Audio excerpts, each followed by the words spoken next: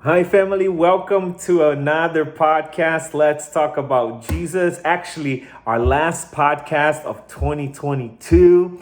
I'm so excited to reflect with you this past year, and I hope that some of my reflections today will be a blessing to you, as it's been a blessing to me to be here to be able to deliver to you guys. So, let's go. I want to start off by saying thank you so much to everyone who has taken the time this past year to support the podcast. We are a very small audience, probably like 10 to 15 listeners, which I don't even know if that's everyone is actually listening or just clicking, but I've just been super faithful to what God has called me to record this podcast. It just made me think like sometimes I feel like I'm like living out of space and I'm just doing these videos with no response. But I know, but I know it's for a purpose. Sometimes a person here and there will say something. Oh, thank you for that word, or I needed to hear that, and that always encourages me to keep going. So I'm very thankful that God gave me this space, to continue sharing the gospel and doing what He called me to do. This year has been such a great year. It's been still a challenging year, but very great. God has done so much in my life and through my life, and it all comes down to the end of the year. We have about 10 days left before 2023 gets here. And this end of the year for me has been a little challenging, I would say. If I would title our podcast today, would be how to navigate the emotions of the holiday. I think a lot of people can reflect on that, reflect on the holiday season can be hard. If you lost a loved one, if you don't have family, if you go into a financial stress or any area of your life that might not be flowing the way you envisioned, when it comes to the holiday, it seems like it intensifies it, right? So, especially because when you go through social media and we see out there's so much quote unquote love and gatherings and family. And when you don't feel like you have that, it just makes all the other areas of your life that's not flourishing become more tender, So, and I think I kind of seen that in my life, kind of this holiday season.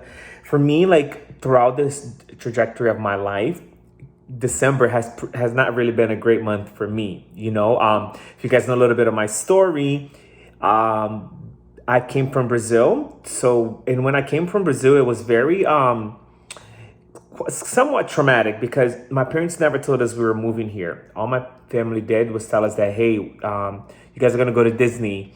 So me and my sister landed here because we stayed with my aunt for a little bit. And when we landed, my aunt was like, psych, y'all ain't going to no Disney. Y'all going to school.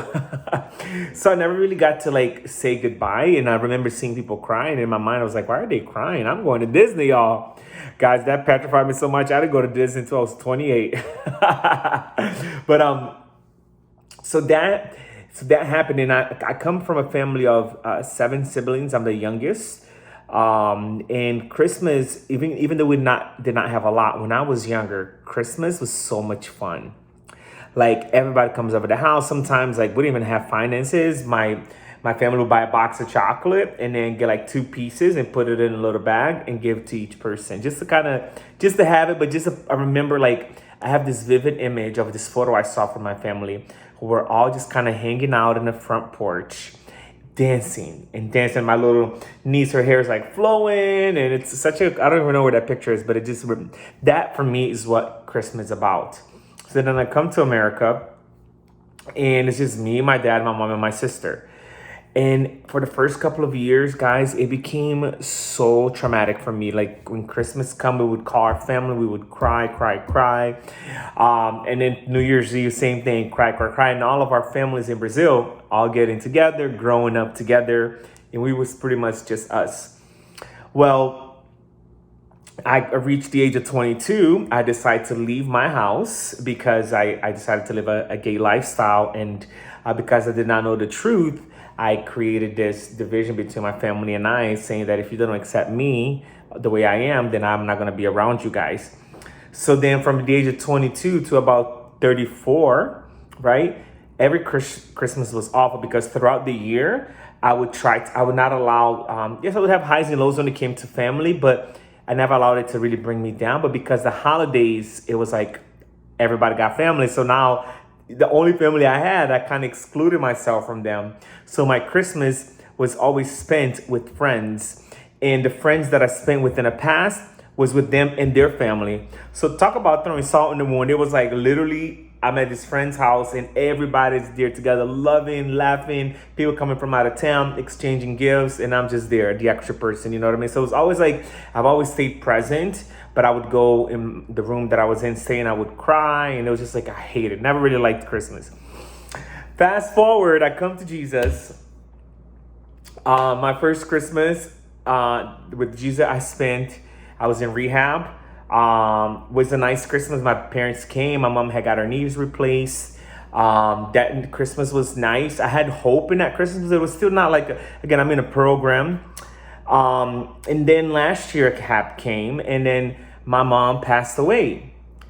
So the thing is, my mom passed away December 19th. And Christmas December 24th. So my mom passed away December 19th, almost 2 years ago. So that Christmas was out the window. It was not a fun Christmas. And then last year, I had just been moved to Miami, and I did not really have any friends here. God still is in transitioning in my life. And my sister, which is my only family member here, she goes to Brazil to hang out with her husband's family. So last year, I just caught myself sitting in this apartment by myself, with nothing to do, and then kind of grieving the year of my mom passing. So last year, guys, it was awful. Like, I think last year probably was one of the lowest Christmas I've ever had, in a sense of like, I didn't think it could get any worse. You know what I mean? Then you lose the person that you love the most. So I was like, I was done, keep it. Now comes 2022. And I'm not in that same space, but my Christmas is going to pretty much look the same, right? My sister went to Brazil. I do have friends here. My mom passing this year was still, I cried, you know what I mean? But I felt like I handled it better than last year. But this Christmas, I had plans to go to Paris. I had plans to do different things so that I did not have to sit by myself or focus on not having that family. I was trying to put things in place so that I did not have that. Well, we create plans, but God directs our path, right? It ends up that this year, God, I love you, but sometimes we don't understand what he's doing. This year, God is testing me financially, where all my plans for Christmas fell apart due to a financial stretch that I'm on right now. You know what I mean? By the grace of God, I'm not starving. I have food. You know what I mean? Up to now, my bills are paid, but I don't have the resources to be able to do the things that I had planned to do, which led me to, again, Christmas in 4 days. I'm going to be by myself.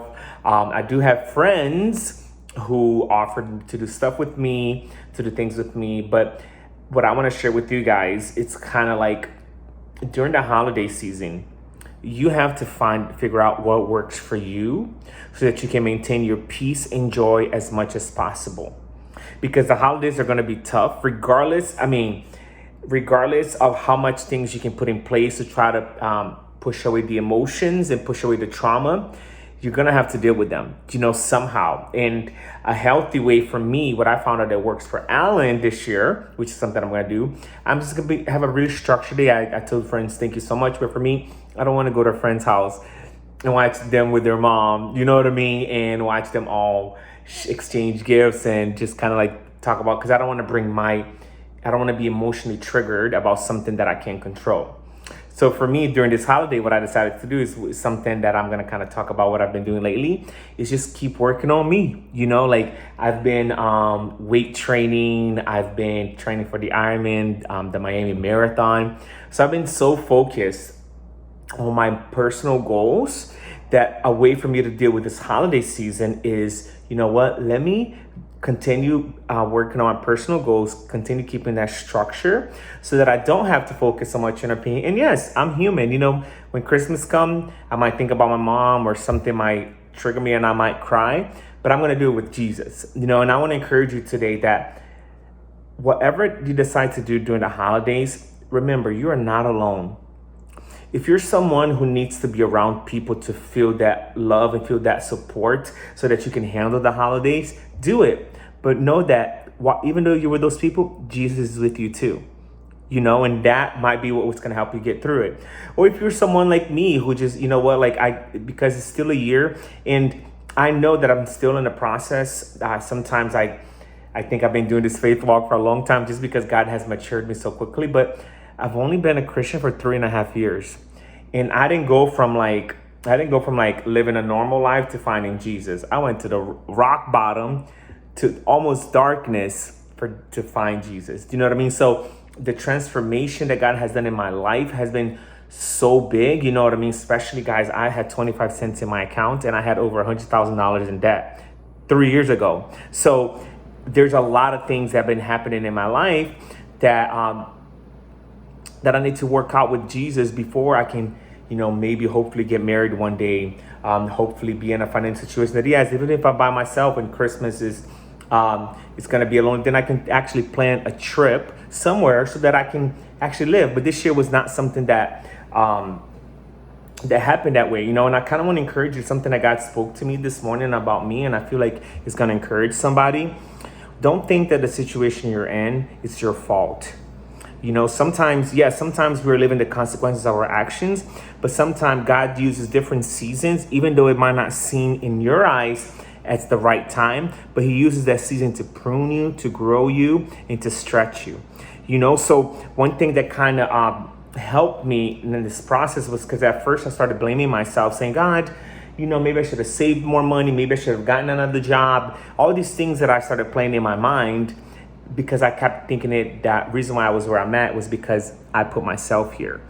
But God spoke to me, no, it was God's purpose for me to be in the situation that I'm in right now, for me to be living in my life right now. And there's nothing that I've done that has caused my current situation.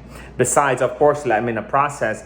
But if God wanted me to be financially stable or not to do all these trips, he would have done, because God has asked me not to apply for other jobs, to kind of wait on my job, which is what has stretched me. So I know that I was able to get that guilt off my shoulder. And if God asks you to surrender, if God asks you to be obedient in this season, this obedience has cost you to lose financial resources and lose opportunities. Yes, you might not understand it, but you have to stick it out because God is faithful, and it kind of brings me to, I was reading James 4 this morning, and it really spoke life into me. This one part, James 4 and 5, I was reading the Message Bible, which is a translation that's really been speaking to me lately. And in this very exact copy, this part that says, take the old prophets as your mentor. They put up with anything, went through everything, and never once quit. All the time honoring God.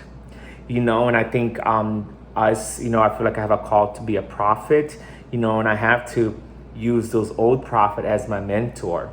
As much as my season might not look like the way I want it, and it might hurt right now, but if God has called me to it, because I love God, I'm going to honor him with my obedience. And I want to encourage you today that I know your emotions might tell you, give up. Don't try to do this. Don't do it. Be obedient. Be obedient to God. And the one part that also, what I loved, it was the last part here, where James is talking about Job. Well, and this spoke so much to me because sometimes in certain areas of my life, I feel like Job, and it says here, you have heard, of course, of Job staying power. And you know how God brought it all together for him at the end. That's because God cares right down to the last detail. That spoke so much faith into me, because he's basically saying, like, Job's staying power, by Job staying committed to God, God worked all those things out for him in the end. And it was spoke to me that also God cares down to the last detail, and I think we can relate to Job sometimes, because even Job complained, even Job questioned. And I think it's normal to understand that you can question, you can be fearful sometimes, but never doubt that God is going to work the thing out for your good. Never doubt that regardless of how your situation look like, God is going to work it out in the end. And according like this verse said, God cares right down to the last detail. So, so God sees your faithfulness. God sees your heart. God sees your posture, and he's gonna honor you. There's this part in the Bible, I don't know where it says, and I love that. It says that for every night you cried, God is gonna give you double joy. And I hold on to that promise. I say, God, I'm 37 years old. Last time I can truly say that I had an amazing Christmas was I was 8 years old. And every year there has been disappointment after disappointment. But I'm not going to allow the disappointment to taint a month of the year that I know that God can redeem, that I know that even though there's been tears every Christmas pretty much since when I was little, that maybe next Christmas could be the Christmas that everything changes, you know what I mean? And only because this Christmas did not turn out the way I planned, I'm not going to allow that to jeopardize my walk with God and to jeopardize my faith in God, because I know that, yes, this Christmas might be a tearful Christmas, but hey, next Christmas could be a double joy. Do you know what I'm saying? So that's the kind of posture that God wants from us. It's a posture of hope.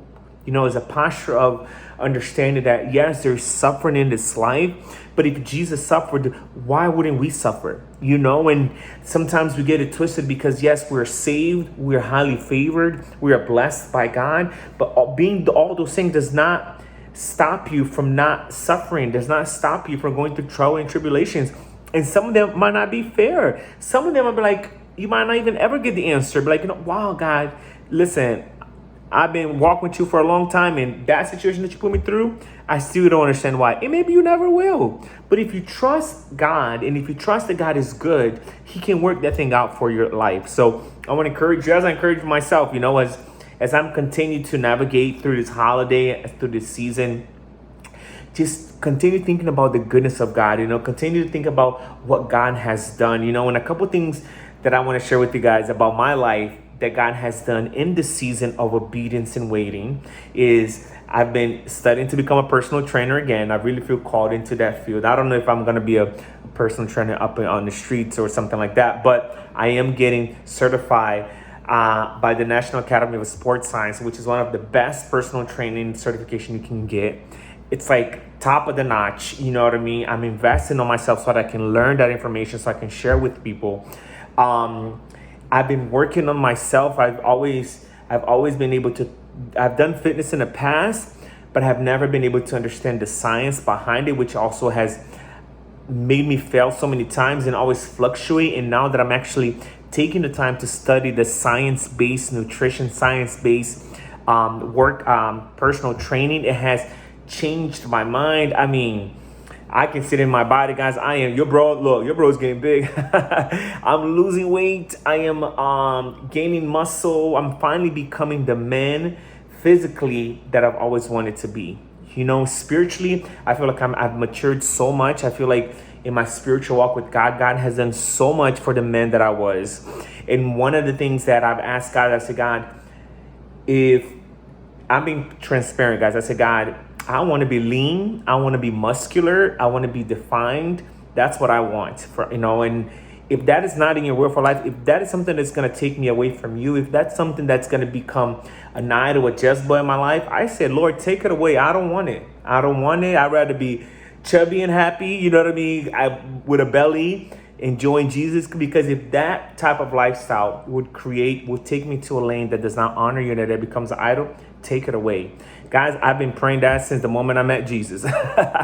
but I've always felt that God never wanted to not allow me to have that. But God wanted me to actually understand how to do it so that I can actually also speak to other people about it. So I love that what God has been doing, that this transformation has been happening slowly. Yes, in the end of the year now has been intensified because I have so much free time. But it has allowed me to understand it and to be able to walk in this thing and be able to actually achieve what I want, to be able to be happy physically the way I'm happily spiritually. And that to me has been a gift in this season, And another gift in the season that God has given me is the gift of faith. I prayed it once, guys. Let me tell you, I prayed it. I said, Lord, I know there's a spiritual gift of faith. I said, I want that, Lord. Can I have it? Well, I said it under my breath, guys. I did not say this loud. Well, the Holy Spirit caught that, because right now I am like, God is testing my faith like it has never been tested before. Like literally, I have 10 days to come up with a certain amount of money to be able to pay my bills. And Do I have an idea where it's going to come from? No idea, guys. No idea. Has doubt crept in? Yes. Doubt has crept in. But I truly believe that supernaturally, I don't know how, God is going to provide for all the things that I need. And the reason why I don't say an amount is because I don't want people, even when I talk, I don't even have not shared this with a lot of people. And probably there's like 8 of you guys that hear this. But the reason why I don't share an amount or anything like that is because, one, I don't want people, because I got this message from God that says that if your friends help you, that's networking. A miracle, it's a miracle. So I'm truly believing that in the next 10 days, somehow, supernaturally, God is going to provide me with the resources to pay all my bills on time. And I'm not settling for late because I believe that God is going to bless me so that I can pay it on time. And if I wasn't going through the season that I'm in right now, guys, literally, I would have never been able to grow this gift. And I truly believe that once God comes through the next 10 days miraculously, this is going to take my faith to the highest level. I mean, obviously can't, because we won't be totally complete until God comes back, and God can always stretches us. But I feel like if my faith test is at a 20, this test is going to bring me to like an 80. Do you know what I'm saying? Because I've never, God has always provided for my life in a miraculous way, but there has always been a part that I played in the sense of like, oh, apply for this. Wow, it came through. I got the blessing. Or, oh, I got a job opportunity out of nowhere. So then I go work. So it's always been like that. But because of the time frame, I can't think of the last time that someone literally just showed up. Here, God told me to give you this, and it was the amount that I needed. I've never experienced that before. Or an opportunity came in that it was exactly what I needed. So I don't know what God is going to do, but I'm truly believing that He will. And so these are two things that I can look forward to as gifts, even though the season is hard. So I want to encourage you today that whatever you're going through this season, try to look at the positive part of it. Has the season taught you to have more faith? Has the season taught you to be more emotionally balanced? Has the season been giving you the opportunity to become more faithful, be more, serve more people? Has this season allowed you to stretch yourself in a way that, instead of sitting in your emotions, you're actually going out there and talking to someone about it? So take this week to reflect on what God has done and hold on to the promises that what God can do, and I'm sure He will. And I'll leave you with this last passage from James 4:5 that it's so good, which is what I'm going to hold on to until I come back in January for our next season, okay? It says, you see, farmers do this all the time, waiting for their valuable crops to mature, patiently letting the rain do its slow but sure work. Be patient like that. And I want to encourage you guys, guys, be patient. Continue sowing your seed. Continue being faithful to what God has called you. Even if what you're doing has not giving you any returns or any response the way you envisioned. Listen, I want this podcast to be a testament of a year and a half of faithfulness, a year and a half of podcasting, a year and a half of creating content for social media faithfully, and not just creating things to create, but creating things with intentionality, creating things with, if I'm sharing a word, I got to live first. So going through so much spiritual warfare to be able to deliver a 15-second clip. I've been faithful each step of the way, and there's still no response. And I want to encourage you that, yes, sometimes you might feel like giving up, but that's why you got to be close to Jesus. Because every time I feel weak, every time I feel like giving up, I just go to Jesus' feet, and He gives me one song. He gives me one word. He gives me a verse like that. You know what I mean? That it is not up to me when my crop is going to bear fruit, when my crop is going to be ready to be reaped for benefits. But it is my job to continue being faithful, continuing valuing my crop, continue waiting on the Lord to bring the rain. And in that sense, your faith gets stronger.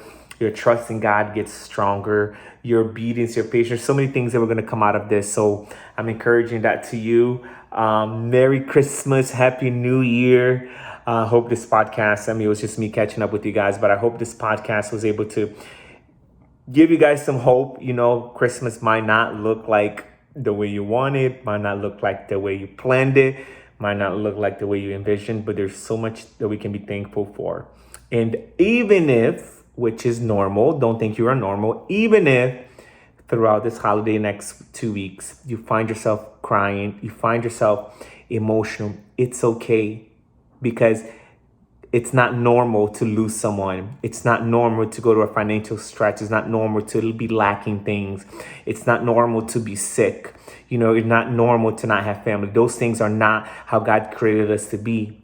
But we have to learn how to endure those things with Jesus. So even in this holiday, if you're feeling emotional, cry on his feet. You know what I mean? Sometimes I do that. I put on a sad song and I just lay there. I envision myself laying at Jesus' shoulder and I just cry. So you process those emotions with God, and he's going to walk you through everything. And hey, next year we're back. We're back again, podcasting. I don't know. I'm hoping in the next 2 weeks something can happen, because I'm thinking about maybe next year switching it to season 2, because we've been at season 1 for episode 50 now, I think. But I don't know. Maybe, I think we're going to still continue season 1, because I think for me to change season, I will need to do something different, and my life has pretty much been the same. So that's okay. Hey, in God's time, things will change. So I want to encourage you. Last but not least, I want to leave you with a song. It's a tearjerker, guys. It's one of my favorite. I've been listening to it nonstop. It's from a singer called Blanca. She's bomb. I love her music. A lot of her songs are my workout station. She has a new song from the album. It's called In the Middle. Ooh, those lyrics. Whoever wrote that song, wow, and her vocals and the melody, the instruments, it's so beautiful. Blanca In the Middle.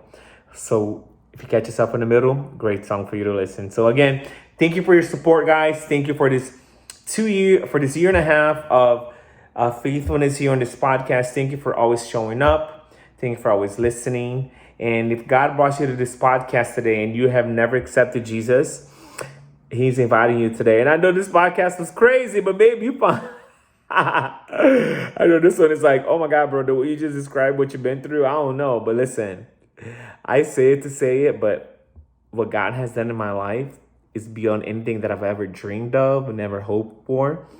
That even in my darkened seasons, even in my waiting season, he's still faithful and he still remains. And back in my life before Jesus, when I had moments like this, I would go out drinking, partying, sex, where now I endure like a godly man. I endure with Jesus. I endure in his presence, and I go through these emotions with him, sometimes not pretty, but I still always come back to his feet. So if you want to accept Jesus in your heart, say this prayer with me. And if you're someone who's kind of been giving up on this holiday season, on your walk, and you're just like, I give up, I don't want to do anything. Hey, come back. Let Jesus comfort you. Let Jesus guide you in this holiday season, and let him speak life into you. And listen, the best is yet to come for us, okay? So say this prayer with me. Lord Jesus, please come into my life and make me clean. I believe I'm a sinner, and I know Jesus died for me so I can be set free. If you said that prayer, woo! Welcome to the family. Let's go. Listen, welcome, guys. I love you so much.